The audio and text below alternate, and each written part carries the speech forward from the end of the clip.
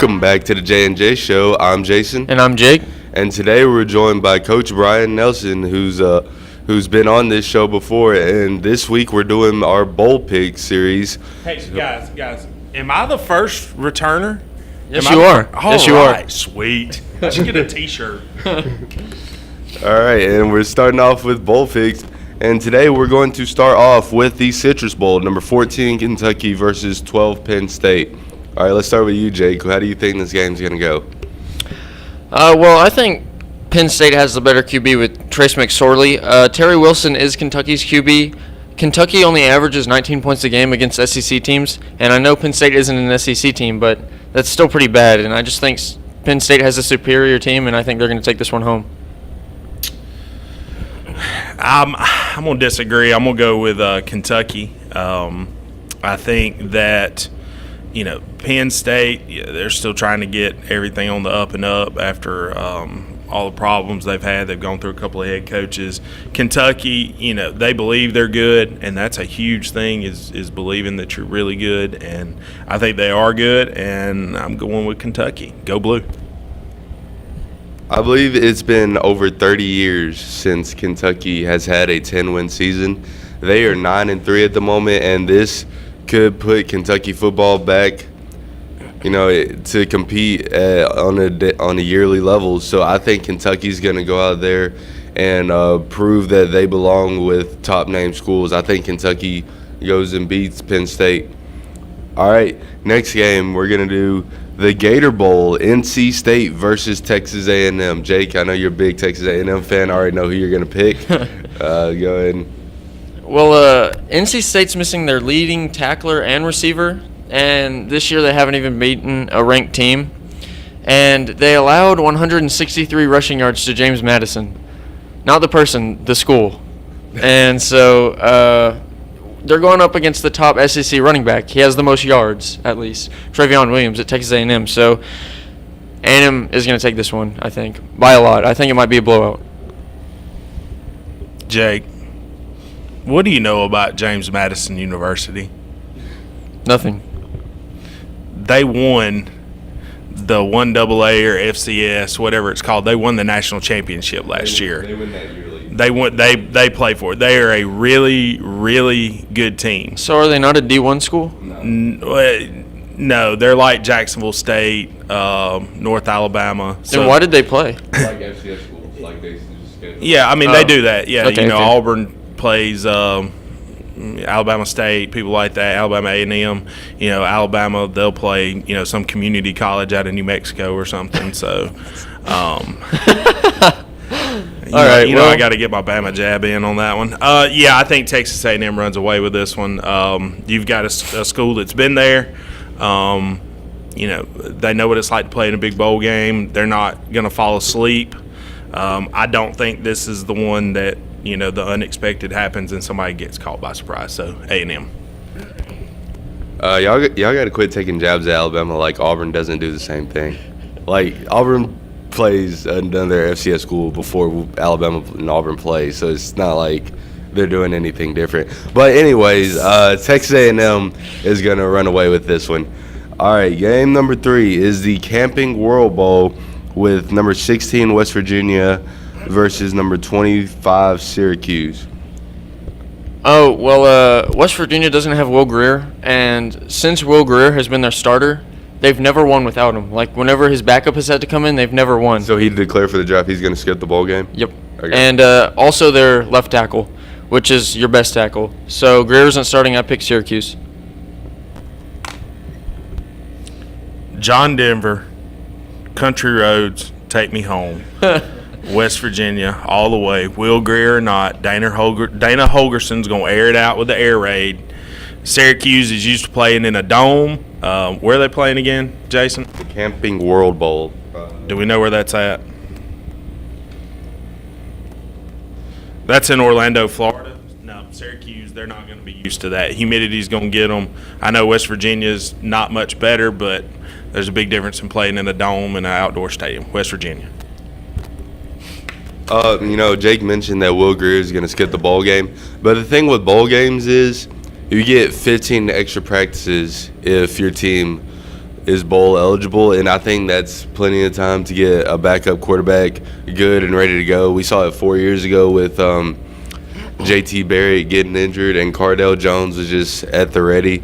So I think West Virginia goes in and beats Syracuse, even though they'll be without Will Grier. In game number 4, we are going to go with the Rose Bowl with Washington versus Ohio State. It's obviously going to be a big game. What do you think, Jake? So just a fun fact is Washington's quarterback, Jake Browning, threw 91 touchdowns his senior year of high school. And I think he has the most touchdowns out of anyone throughout a high school career. But the Washington team can barely keep up with bad teams. They beat Stanford by 4. UCLA beat them by 6, and they only beat California by 2. And Ohio State, we know that they're pretty good. They did have a slip up, but Haskins. Like they do every year.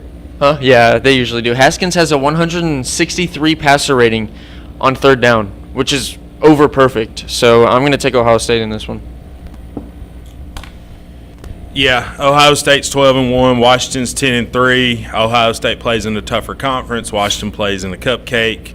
Urban Meyer's heading out. I think they send him out on top. Ohio State. Washington won a rivalry game that they probably were not supposed to win this year against Washington State. Washington State, I don't know what happened in that game. They should have won that football game. But Ohio State has just beaten Michigan. They won their conference again against Northwestern. Ohio State is going to just ride this out. They're going to go ahead and win this bowl game.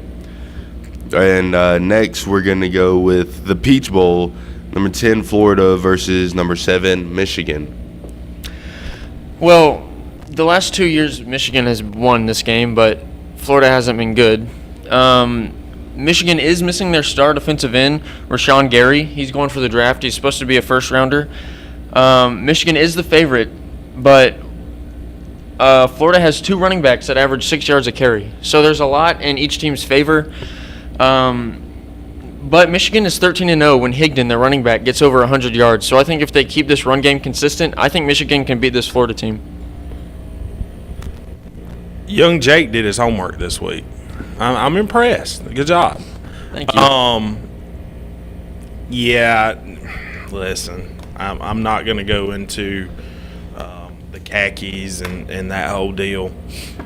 Florida, Dan Mullen, Todd Grantham, the DC, kids are starting to believe. They're trying to win back the state of Florida. They're trying to prove they belong in the SEC.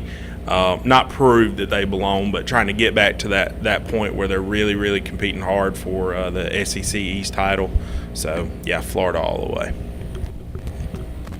Florida has Jordan Scarlett and LaMichael Pirine, who both went off in their game against South Carolina. They both went for over 100 yards. I think as long as Florida is able to run the football well, I don't think Michigan stops it, even though that statistically Michigan has the number 1 defense. But it's just... No, there's air quotes around that. Yeah, there's major air quotes around that. I don't even know how Michigan's defense is ranked that high. But anyways, as long as Florida just runs the football against Michigan, I don't think Michigan's defense is going to stop it, especially with their star defensive end skipping the bowl game. I got Florida winning this football game.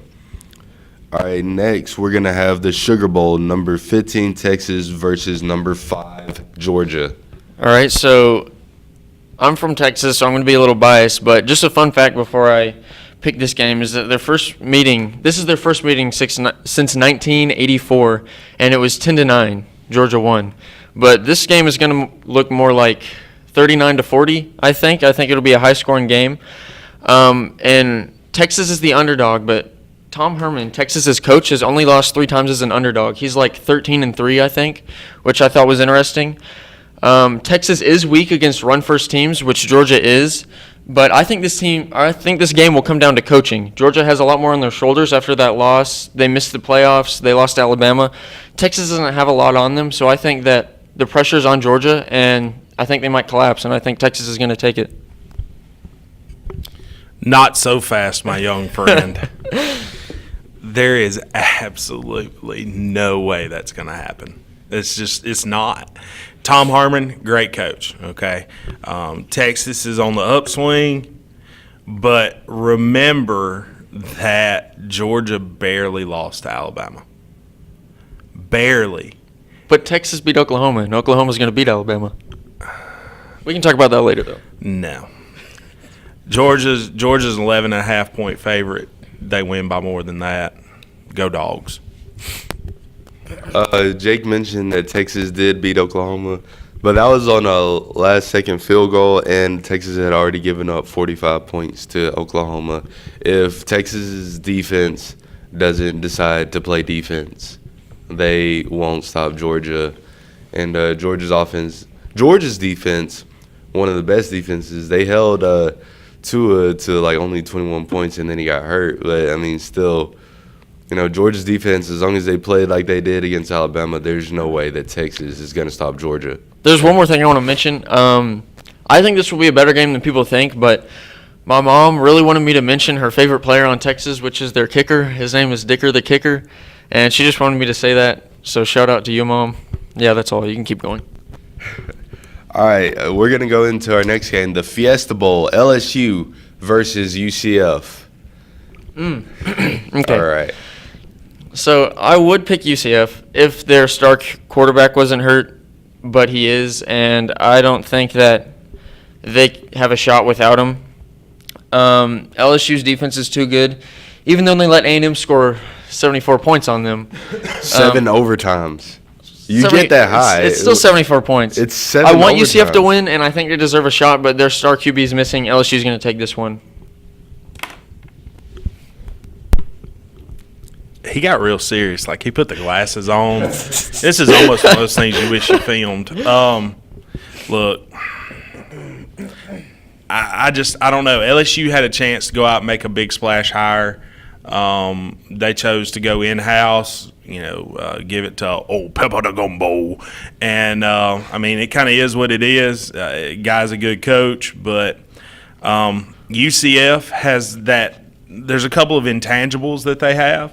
They have a chip on their shoulder. They, for 2 years in a row, they've ran the table during the regular season. They've got a winning streak. And it's hard to beat teams that believe that they can win. Scott Frost left that program in amazing shape with amazing people. They have a next man up mentality, so I think they're going to be okay with the backup. I think it's a really close game, and I think LSU overlooks it, makes a major mistake, and UCF beats them by a field goal. All right. I really want UCF to win. I'd be ecstatic if they won. I think LSU needs to win this football game. One, because Auburn didn't win it last year, which they should have. But Auburn, I always hear excuses that Auburn should have been more motivated, and that's why they lost the game, because they weren't motivated to be in that football game. I think LSU wants what every college football fan wants, is to shut UCF up so they don't hang up another national championship banner in their stadium, didn't win. But if they lose, they're missing their star QB, so it's like that's their excuse, and I think it's a good one too. Yeah, he is a really great quarterback, but even without him, they were down like 30-14 against Memphis again, and they somehow came back and won that football without game him again. But Memphis isn't that good, so. Yeah, but anyways, if LSU doesn't decide to score against UCF might win this football game. I want to see this win streak. If they don't stop that run game that UCF has, LSU might lose this football game. But I think as long as LSU finds a way to put points up on the board early in the football game, LSU wins this game pretty easily. Did Jake just take a shot at Auburn for hiring Memphis's not so good offensive coordinator who's like 21 years old? I don't even know if the guy's got his college degree. Well, you said that Auburn was supposed to beat UCF last year, but are they supposed to beat Purdue this year? Because that's probably not going to happen either. Is Auburn supposed to be Purdue? Coach Nelson's face. I wish you guys could have seen that. All right. Auburn's supposed to be Purdue. This isn't a game. I just had to throw that out there. We can keep going. I guess they're supposed to be Purdue, but I mean, Purdue did beat Ohio State. Yeah. But that was a home game. But anyways, all right. So now we're going to go to the playoff games. We're going to start with the Cotton Bowl. Number 3, Notre Dame versus number 2, Clemson. How do you think it's going to go? Okay, so this one's more interesting than I thought. Clemson has its top 5 scoring offense and defense, but if this game is within a touchdown or two by the 4th, I think Notre Dame's going to win if they can keep it that close. Because in the 4th quarter,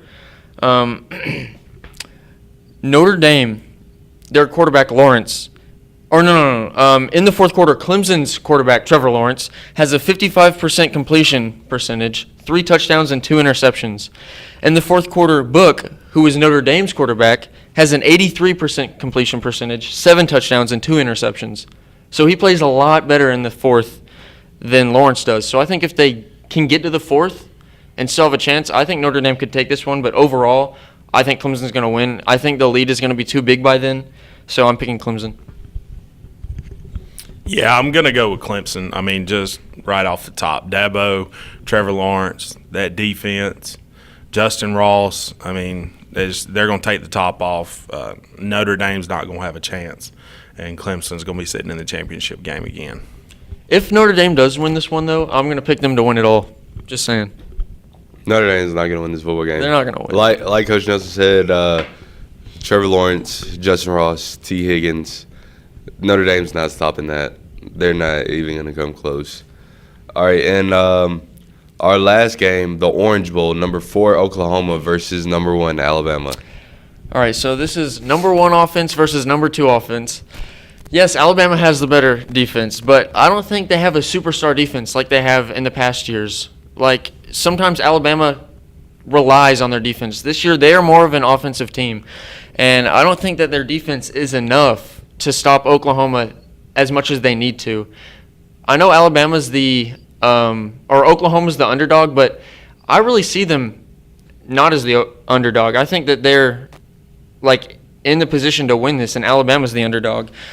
And if Alabama has to play Hurts, I don't think he's as good as a passer, and he might just barely be a better runner than Tua. So I think if Hurts starts, Alabama's going to lose by a lot.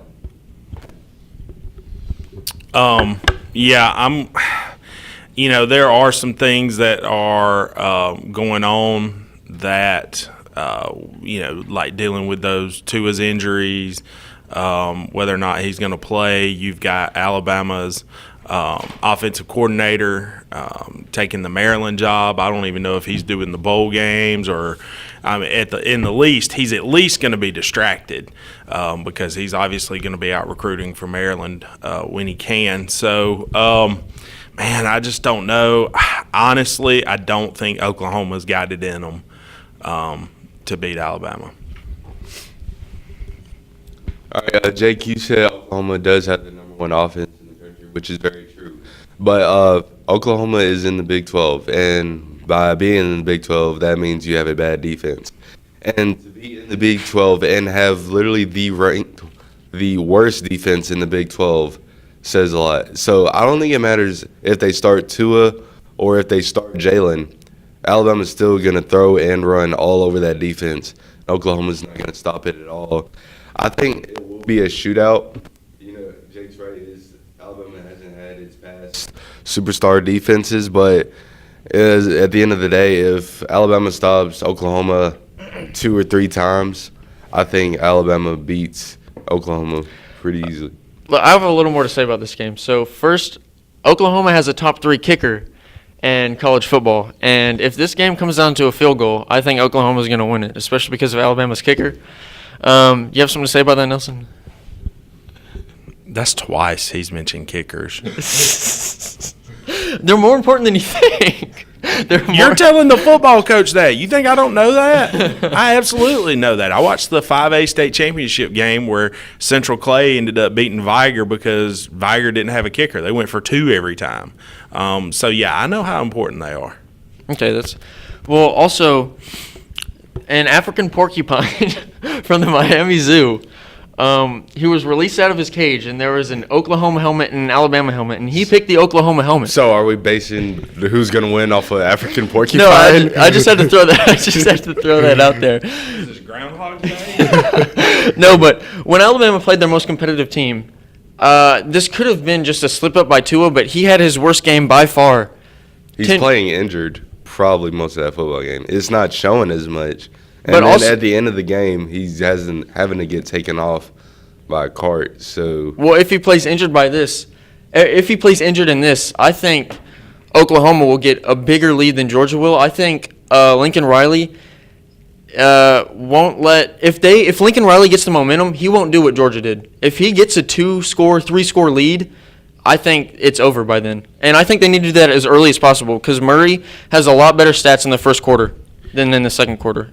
You guys haven't mentioned that Alabama may play ticked off about the whole Heisman Trophy deal. Oh, yeah. They could play angry. Yeah. But, hey, speaking of things that we haven't mentioned, you guys have left a bowl off your list. I don't think so. Yeah, it's called the Irrelevant Bowl. So you know how the very last guy in the NFL draft is known as Mr. Irrelevant, okay?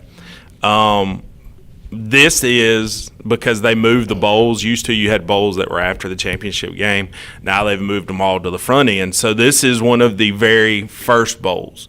And, I'm not going to let my UAB Blazers in the Boca Raton Bowl be the Irrelevant Bowl. So we're going to go with the New Mexico Bowl. All right. The North Texas Mean Green versus Utah State, and I don't even know what their mascot is. Yeah. But I'm going to go with Seth Luttrell, the North Texas Mean Green, Necessary Roughness. They're going to party, as Sinbad said in Necessary Roughness. North Texas all the way, boys. Okay. all right. At one point in the season, Utah State was ranked like 14.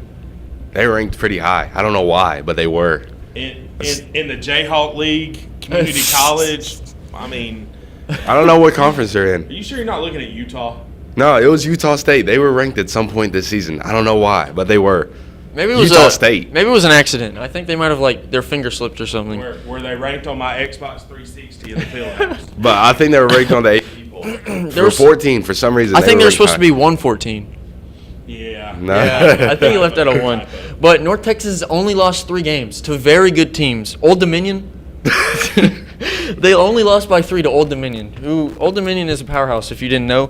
North Texas always comes out on top eventually. There's no way North Texas loses this game. I'm going with North Texas. Utah State. They were ranked at some point this All season. right, They whatever got you say. this I guess we'll football game. see.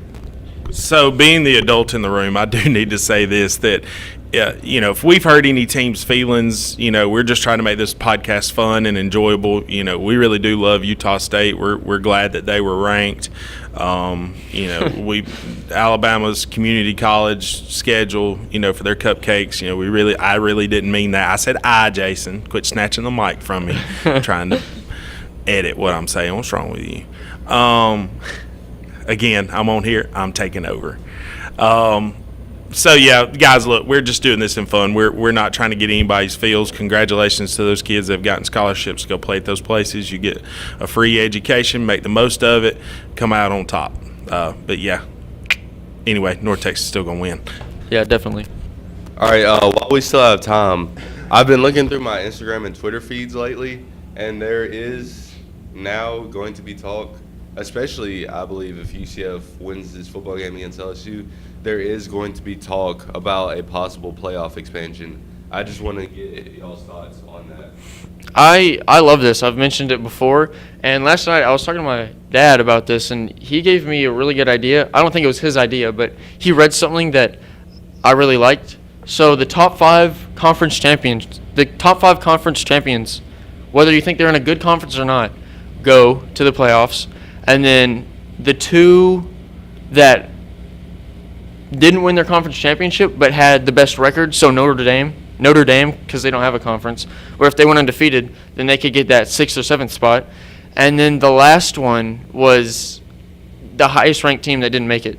So it goes conference championships, record, and then the highest ranked person that didn't get in. You're going to go 7 spots? 8. 8? Okay. Wait, was that 7? You said only No, I said 7. 8. Top 5, the 5 conference champions, the 2 with the best record. You only said 1. You only said 1 at first. Oh, okay. The 2 with the best record, and then the 1 highest ranked that didn't make it. Okay. It's kind of confusing, but that's what I think that'd be a good idea. I think they need to bring in Mike Leach from Washington State.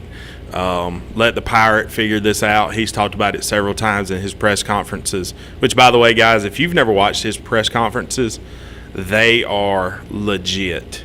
Like, they are some of the best. And dude just doesn't care. Like, he shows up to the Pac-12 coaches meeting with In-N-Out Burger, and he was late and rolls in and sits down with his In-N-Out Burger and is just, like, chilling. Yeah, I'd like to see it go to 8. 5 conference championships, 3 at large. I think you just make it as simple as possible. Give the committee as much leadway as possible because if you really kind of hone in on best records and things like that, yeah, it's going to help people like UCF getting in and Notre Dame getting in. But where do they end up in the 1, 2, 3? In what seed you put them in? Mm-hmm. Yeah. So I think you look at some at-large stuff. I don't know. It needs to be expanded. It works out really well in FCS and D2 and D3.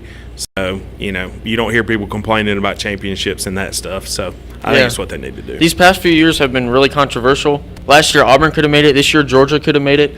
UCF could finally get their chance, and they could prove it or be proven wrong that they're actually good. 2004 Auburn. A bunch of teams since UCF did claim a national championship last year. I believe a few teams that went undefeated in the past but didn't get a chance to go play in the national championship. I believe they were recognized as national champions as long as they went undefeated against pretty good teams. Well, as far as a playoff expansion goes, I don't necessarily like the idea because I feel like you don't have to do as much to be able to get in. Like in the NFL, you could be 13-3 and you're seeded first in your conference, and you probably have home field advantage all the way through the Super Bowl. So I feel that you could end up having like a 3-loss team like Washington, who's ranked in the top 8 right now. You could have a 3-loss team in the playoffs, which they didn't have to do that much as the other teams who went undefeated, or they only had 1-loss conference champion. So that's just my take on playoff expansion. I don't think it needs to happen yet. I think the only reason we had this playoff in the first place is because we had 2 SEC teams in a national championship game 7 years back in 2011, and then Alabama and Georgia played in the national championship game last year, which I believe is why we're even talking about having a playoff expansion. So it all depends on, like, are they just jealous of the SEC getting in teams every year, or just like? Well, and there's a whole other wrench to throw in there with these teams like West Virginia and LSU that are losing kids to the draft. That are going into the NFL draft. How are they going to fare in a 3-round system where now they got to play 3 games without their starting quarterback or their starting running back or something like that? So that's another wrench that you throw in. Somebody can have a really good season and the kid just kind of taps out during the bowl, or are kids going to stay in because now they've got a chance to compete for a national championship? So that's something to talk about too. I don't know. That's why the head shed, the whiz kids, they get paid more than we do to figure this stuff out. So, you got nothing to say? No, I'm good. All right. Let's see how much time we got. A few minutes left. I just want to get a take on what y'all think about players skipping bowl games now, because ever since the playoffs started, that's happened a lot more than what it might have happened in the past. I just want to get y'all's take on players skipping bowl games. I don't like it. I think it should be a requirement. And we have seen players get hurt, and I mean, that happens. It could happen any game. The Cowboys, one of their best players, he's in the race for Defensive Player of the Year, which is one of the biggest awards. Jalen Smith, Notre Dame player, got hurt, was not even supposed to walk again, and he came back, and now he's probably our best linebacker. So things happen. I think it should be required because that college gave you free scholarship. They gave you the exposure. You can play in their bowl game. Yeah, it's a straight up financial decision. I get it. That signing bonus, that draft money. That's going to be life-changing, at least for a couple of years for them. On the flip side, like Jake said, the school is invested in them. They've put money into them. And I kind of have a personal connection to it because I have a really good friend who broke his leg in the Liberty Bowl and back in the early 90s playing for Alabama. And he was going to be drafted in the NFL. And, I mean, it completely changed his life. So, you know, to me, it's a character flag that it's about me, not about my team. And if I was an NFL general manager, yes, I'd want the best. Yes, I'd want to keep my job and all that. But, you know, again, I'm a high school coach, so I look at it from a character standpoint. And to me, that's a character flag. I don't necessarily like the idea of players getting to skip the bowl games, but I do respect it because they're just making a business move.